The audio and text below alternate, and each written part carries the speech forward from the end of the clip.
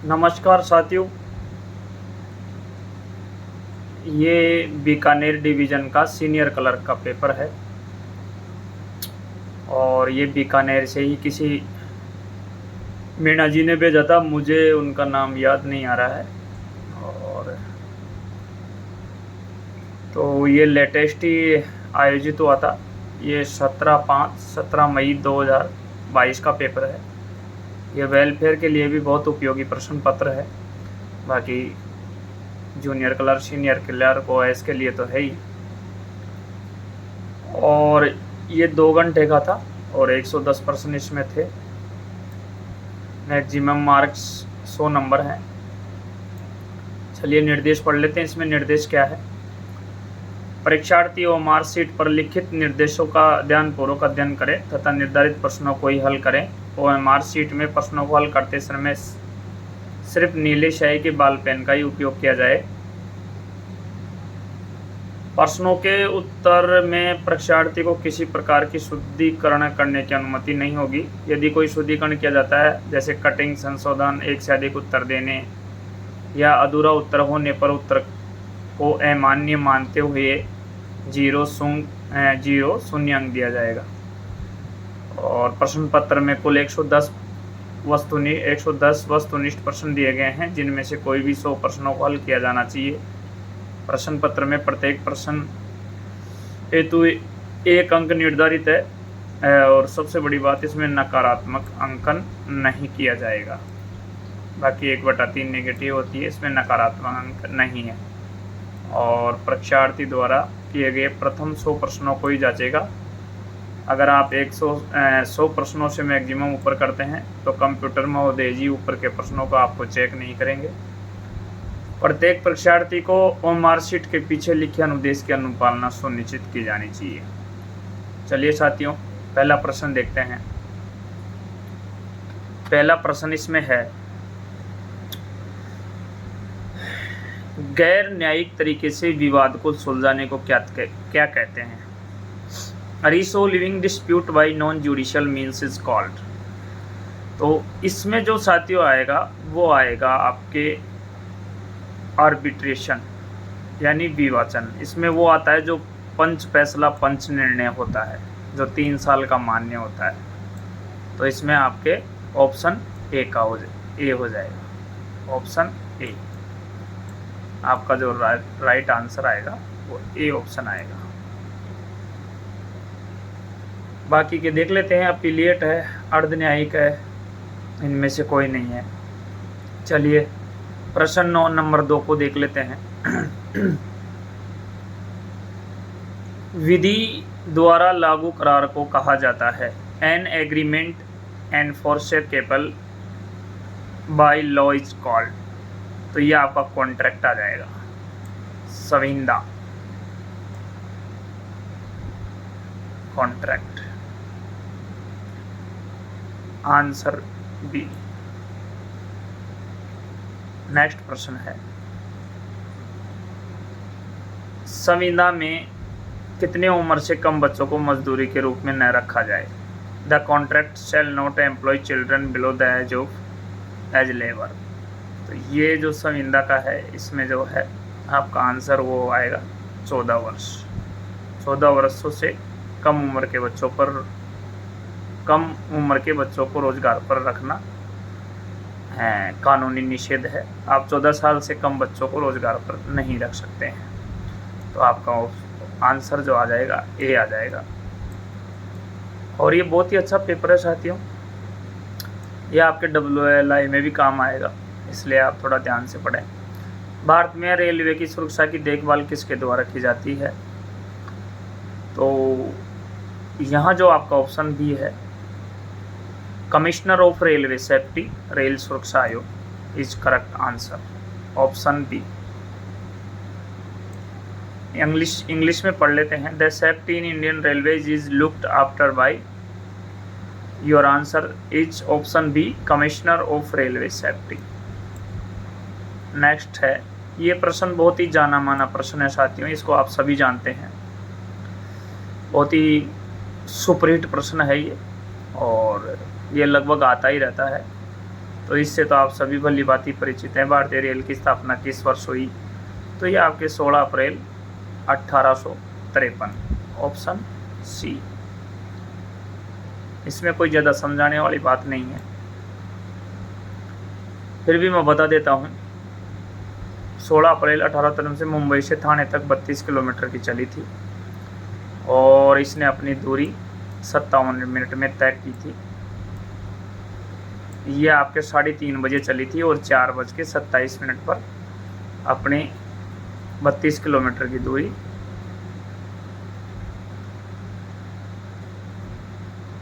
तय कर ली थी। और इसमें 400 महत्वपूर्ण यात्री सवार थे और इसमें 14 रेक लगाए गए थे, 14 कोच थे और 400 महत्वपूर्ण यात्री सवार थे। और ये आपके जो लोकोमोटिव का नाम था सुल्तान सिंध और साहिब इसको चला रहे थे।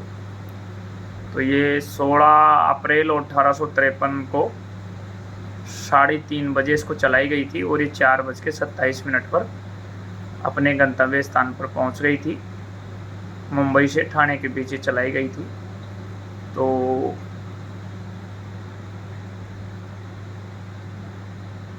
ये आपका आंसर ऑप्शन सी हो जाएगा इसमें, 16 अप्रैल 1853, ऑप्शन सी। नेक्स्ट है, भारतीय रेल ने वर्ष 2021 में ऑक्सीजन एक्सप्रेस किस उद्देश्य से चलाई गई? तो वो फॉर टैकलिंग कोविड, यानी कोविड के लिए चलाई थी उस समय। Indian Railways ran oxygen express in year 2021 for which purpose? Your answer is option B, Covid के लिए, for tackling Covid, option B. Next है, भारतीय रेलवे का निर्माणाधीन सबसे ऊंचा रेलवे पुल कहाँ बन रहा है? तो ये चेनाब नदी पर चेनाब ब्रिज बन रहा है और ये जम्मू कश्मीर में बन रहा है। तो ऑप्शन ए हो जाएगा इसमें।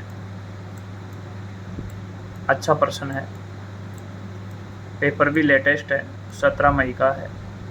Option A, highest railway bridge under construction in Indian Railways is Chenab bridge, option A. Next है, बुलेट ट्रेन किस रूट में चलाए जाने का विचार है? तो ये मुंबई से अहमदाबाद है, मुंबई से अहमदाबाद। और ये जो 9वां प्रश्न है साथियों,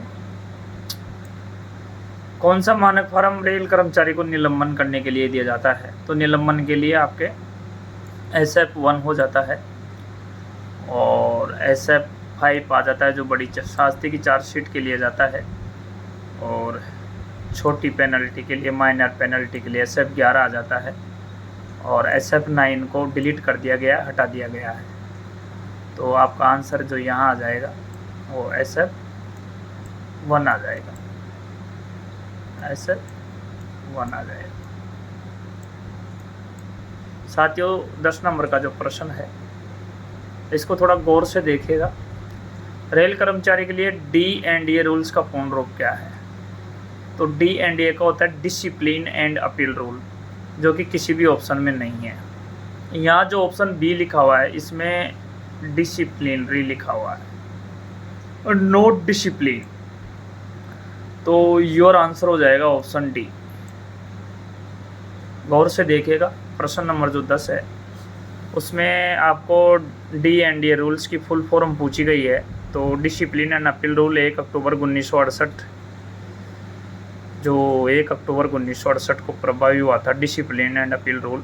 तो इसमें अगर अपन ऑप्शन बी लगाते हैं तो ऑप्शन बी में डिसिप्लिन नहीं लिखा हुआ है, डिसिप्लिनरी लिखा हुआ है, जो कि गलत है। तो ऑप्शन इसमें डी हो जाएगा। जल्दीबाजी में हो सकता है कईयों ने ये ऑप्शन बी मार दिया हो। नेक्स्ट प्रश्न है, निम्न में से कौन सी बड़ी शास्ति नहीं है? तो देख लेते हैं कौन सी बड़ी शास्ति नहीं है, पढ़ लेते हैं हम एक बार। संचयी प्रभाव के साथ 3 साल के लिए निचले स्तर में कमी, ये तो बड़ी शास्ति है।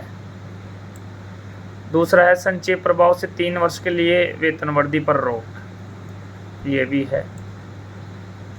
और वेतन की भावी वेतन वृद्धि की स्थिति करने के लिए के प्रभाव से 3 वर्ष के लिए निम्न ग्रेड में कमी, तो ये छोटी है, तो इसका मतलब ये बड़ी शास्ति नहीं है। और अनिवार्य सेवानिवृत्त, ये भी बड़ी शास्ति है, इसका मतलब आपका ऑप्शन सी। यहाँ जो प्रश्न 12 है 14/3 के तहत 14(3) के तहत किसी रेल कर्मचारी को बर्खास्त करने की क्षमता किस सक्षम प्राधिकारी को है, तो वो आपके राष्ट्रपति जी को है, प्रेसिडेंट, ऑप्शन डी। नेक्स्ट है चाइल्ड की ओर अवकाश कितने बच्चों तक दी जाती है, तो 2 जीवित बच्चों को दी जाती है, ऑप्शन बी।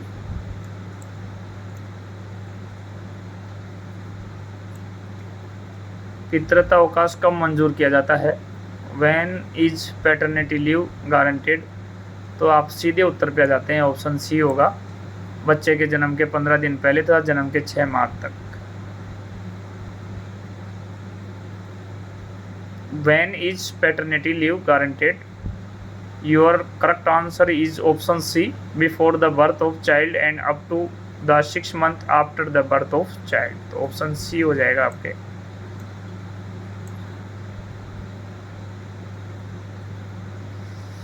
और ये भी बहुत अच्छा प्रश्न है।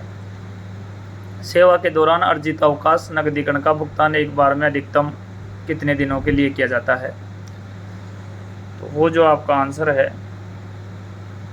वो आएगा 10 दिन। ये क्या होता है, for how many maximum days of leave encashment in A spell during the service can be guaranteed, यानी सेवा के दौरान अर्जित अवकाश नकदीकरण भुगतान एक बार में अधिकतम कितने दिनों के लिए किया जाता है, तो ये 10 दिन के लिए किया जाता है। 10-10 के दिन के लिए ये आपके 6 टुकड़ों में किया जाता है, जो कि टोटल आपके 60 दिनों का किया जाता है, प्रत्येक 2 वर्ष के गैप पर, प्रत्येक 2 वर्ष के गैप पर। तो यहाँ आपका ऑप्शन जो आंसर होगा वो डी होगा।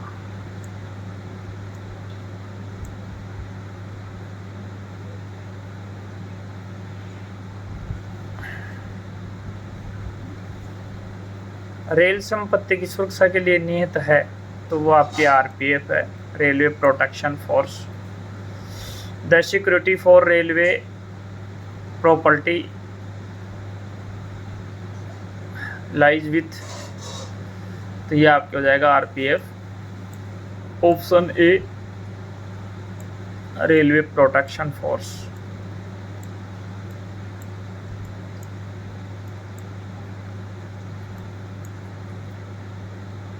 भारतीय रेल में कितने जोन है इस समय, तो 73 डिवीज़न और 18 जोन हैं इस समय, ध्यान में रखिएगा, 73 डिवीज़न और 18 जोन हैं, 18 जोन हैं, याद रखिएगा। There are zone in Indian Railways 18 विश्व पर्यावरण दिवस कब मनाया जाता है, सभी जानते हैं 5 जून को मनाया जाता है। HOER से क्या मतलब है, तो यहाँ HOR की फुल फॉर्म होती है house of employment regulation, option B, option B. Open line staff को कितने दिन का आकस्मिक अवकाश मिलता है, तो वर्कशॉप को 8, ओपन लाइन को 10, ऑप्शन बी। और विकलांग कर्मचारी है तो 4 एक्स्ट्रा मिल जाएगी। विकलांग कर्मचारी यदि है तो आप 10 में 4 जोड़ लीजिएगा, 14 हो जाएगा, और उधर वर्कशॉप में 8 में 4 जोड़ लिएगा तो 12 हो जाएगा। नेक्स्ट प्रश्न है साथियों, भारत के सर्वोच्च नागरिक सम्मान का क्या नाम है, तो ये आपके भारत रत्न है, option A. What is the name of highest civilian award in India, your answer is option A Bharat Ratna.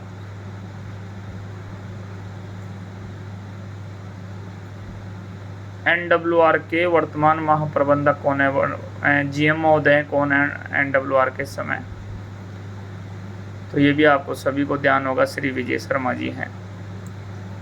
वर्तमान में श्री विजय शर्मा जी हैं, GM महोदय साहब। Who is the current general manager of northern western railway, तो वो आपके हैं श्री विजय शर्मा जी, GM साहब हैं। इनमें से कौन सा मंडल उत्तर पश्चिमी रेलवे का मंडल नहीं है? तो इसमें जो कोटा है वो नहीं है, बाकी ये जो 3 हैं ये NWR के हैं, जोधपुर, अजमेर और जयपुर। जोधपुर, अजमेर और जयपुर। कोटा इसमें WCR का है, कोटा इसमें नहीं आता है। इसमें आप बीकानेर और जोड़ लीजिएगा, बीकानेर भी NWR के अंतर्गत आता है, जिसका पेपर हम सॉल्व कर रहे हैं, जिसका पेपर अपन सॉल्व कर रहे हैं। बीकानेर। साथियों, यहाँ की 2 चीज़ बहुत अच्छी है, एक तो यहाँ का जो भुजिया है और एक यहाँ के रसगुल्ले, वो बड़े ही फेमस हैं, विश्व प्रसिद्ध हैं। बीकानेरी भुजिया और रसगुल्ले पूरे वर्ल्ड में फेमस हैं। चलिए, अपन क्या बात कर रहे थे? अपन तो बात कर रहे थे कि मंडल उत्तर पश्चिमी रेलवे का मंडल नहीं है। तो ये जोधपुर, अजमेर, जयपुर और बीकानेर 4 हैं NWR में। ये जो कोटा है ये आपके WCR में नहीं आता है, सॉरी NWR में नहीं आता है। तो ये ऑप्शन आपके D हो जाएगा।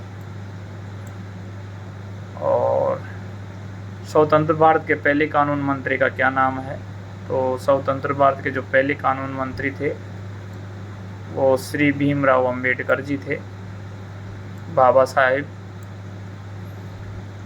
और इनका जो जन्म दिनांक है वो 14 अप्रैल है, जो अपन सभी जानते ही हैं। 14 अप्रैल को इनका जन्मदिन मनाया जाता है। और 6 दिसंबर को इनका मृत्यु परिनिर्वाण दिवस, जिसको अपन परिनिर्वाण दिवस बोलते हैं, 6 दिसंबर को वो मनाया जाता है। और आपके प्रश्न नेक्स्ट है, भारत के वर्तमान उपराष्ट्रपति का क्या नाम है? Who is the current vice president of India? तो वो वेंकैया नायडू जी। ध्यान रखिएगा साथियों, सम्माननीय वेंकैया नायडू जी वर्तमान भारत के उपराष्ट्रपति जी हैं। तो आपका आंसर B हो जाएगा। चलो साथियों, इस सेट में हम 25 प्रश्न तक ही लेंगे। नेक्स्ट वीडियो में फिर हम 26 से आगे चलेंगे। तो चलिए साथियों, धन्यवाद। Thanks for watching this video. Thank you very much.